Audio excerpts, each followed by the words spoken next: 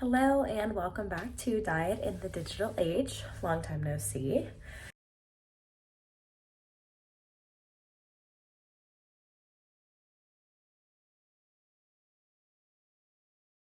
This week, I want to really focus on the roles of consumers and brands in relation to diet culture. In an article titled Brands as a Mean of Consumer Self-Expression and Desired Personal Lifestyle, the authors state that lifestyle has a large impact on consumer behavior and our brand preferences. When we shop, the things we purchase can be a reflection of how we view ourselves. So brands know this about consumers, and they use this reflection of self to better market their products. Since our culture is very hyper-focused on thinness and weight loss as an indicator of beauty, consumers will seek out products that can provide that for them. Product marketing ties in this information when choosing keywords, images, and concepts that can support these ideas of achieving thinness to really fit in with the cultural standards. However, this has become rightfully problematic in the past few years and discussed a lot more frequently in recent years. Rather than this concept going away, it's been kind of rebranded into marketing products that promote health rather than thinness.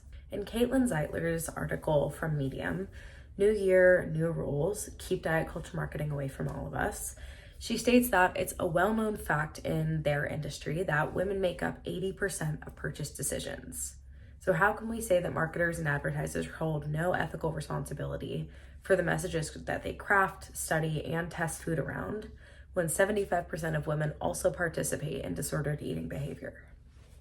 This information that women drive more purchase decisions than men makes it even more interesting that health or thinness disguised is so frequently marketed into these products. Some examples of products that I've perceived are the use of Fitspo or fit influencers or models in the marketing for athletic wear, which features only hyper fit or skinny bodies to sell clothes to those who are looking for athletic wear. Another really frequent example that I've seen is the use of guilt-free or skinny snacks. This is another example of using diet culture to promote products to consumers. Using these terms in food packaging implies that guilt should be felt when consuming calorically more dense snacks. Many of these food companies or brands will also take on more of a minimalistic or trendy style to their packaging.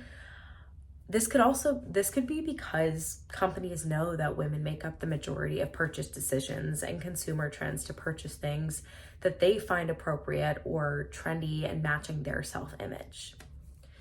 Knowing that people want to be thinner or healthier because of these parts of diet culture that we'll inevitably interact with, companies can raise their profits by selling products to fix these issues for anyone who doesn't really fit into that societal standard of beauty. This is disheartening to think about. I know thinking about some of the food or products or clothes that I buy, I've never really closely thought about why I gravitate towards the things that I buy and what these brands may be actually pushing out to me that I want to purchase so that I can keep the same self-image that I perceive about myself.